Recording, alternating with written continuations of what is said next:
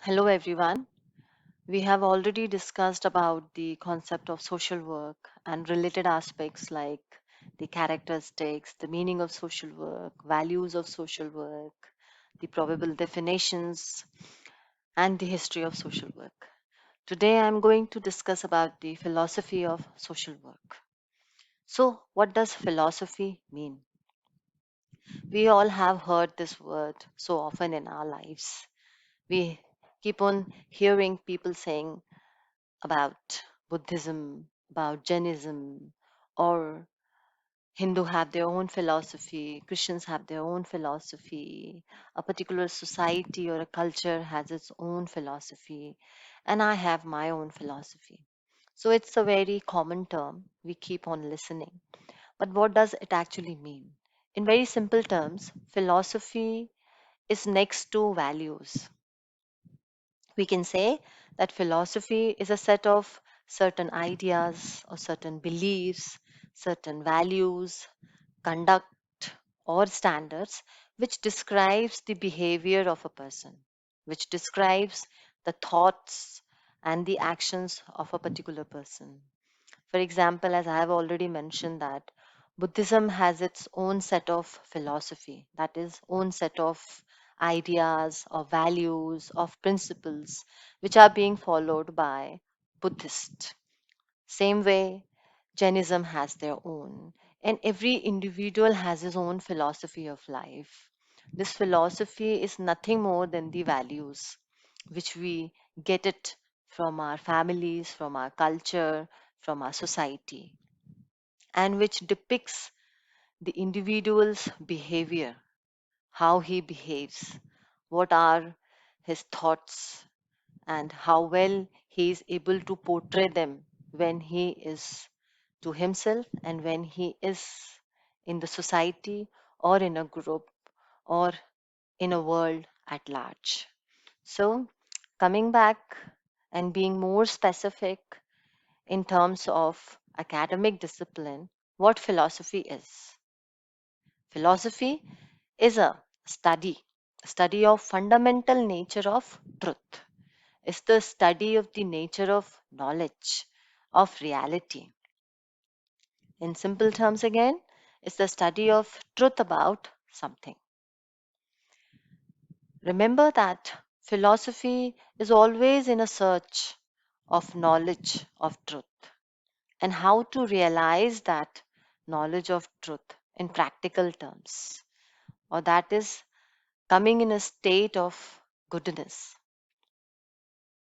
When we talk about the philosophical concept of social work, the individual human being is the primary concern.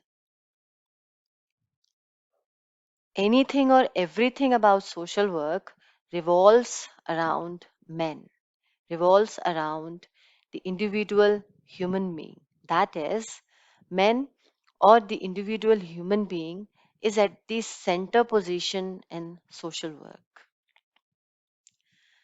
Next slide would make the concept more clear. I have tried to come up with certain words in this slide. That is, values are the basic foundation of philosophy of social work, and the values are mainly based on humanitarianism. Values of social work are based on dignity of an individual. So, individual becomes the prominent character in social work. Individual, his behavior, his problems, his relationship, his roles, and how well he adapts or he doesn't adapt to himself and to the groups or societies in which he lives. In other words, the philosophical concept of social work is the individual human being, and he is the primary concern of a democratic society, along with the other individuals and his relationship with other individuals. His interdependence and his responsibility to other individuals and to the society. That is, recognition of essential uniqueness of each individual and existence of common human needs are the core values of the philosophical concept of social work. The other way to say this is that the basic foundation of social work's philosophical concept is humanitarianism. The philosophy of social work is based on certain values, and these values, when organized into a rational system, forms the background of philosophy of social work. The next slide will give you the basic values which frames the philosophy of social work. The prominent ones are belief on the dignity of an individual. See, society is actually constituted by individual units and their existence is based on society. So we can say that both society as well as the individual are interdependent and they determine each other's existence. Due to this significant relationship, social work gives paramount importance to the individual dignity.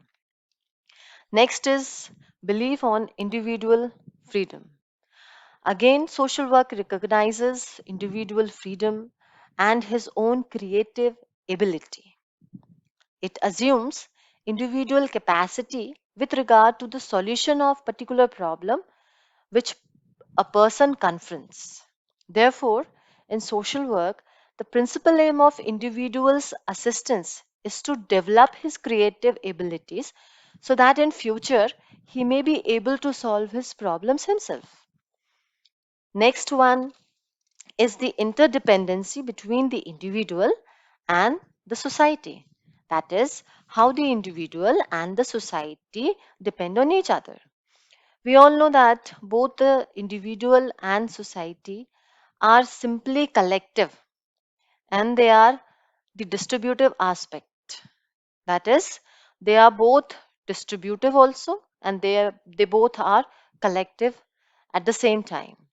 And when we talk about in the field of social work, individual welfare cannot be separated from social welfare.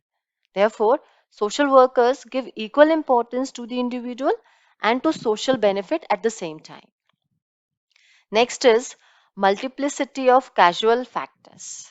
See, social work has always given importance to the multiplicity of factors which are involved in the causation of a problem.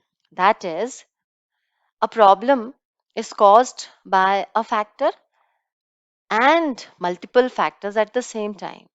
Like, for example, there are many causes for juvenile delinquency. To name some, like poverty, bad company, criminal parents, and so on. So, before providing any assistance to the client, the social worker has to study all the factors which are connected with the problem. Just studying one problem will not be able to provide any sort of assistance to the client and it won't be able to give you a complete solution or a complete conclusion to the problem. So the multiple causes has to be kept in mind and they have to be studied in detail. So moving further is the collective responsibility. This is another basic value of the philosophical concept of social work. Social work promotes the well-being of an individual, that is his own responsibility in harmony with the needs of the community that have that has been mentioned earlier also, but it is not possible so long as social problems are not solved. In this regard, the entire community has to bear the burden of the responsibility, and the government, which is the symbol and the representative society, is responsible for fixing minimum standards of living for its citizens. The last one is recognition to the concept of welfare states. See, social work has assumed that society should furnish welfare services to its member. That is, it recognizes the concept of welfare state that provides for its citizens a wide range of social services. See, I have already mentioned that an individual and the society, they both are distributive and they both are collective at the same time. So, an individual cannot be talked about or his problems cannot be studied in isolation. It has always to be studied in connection to the society, to his interdependence, to his relation to himself, to the groups, and to the society at large. So here, the concept of welfare state has to be given a paramount importance.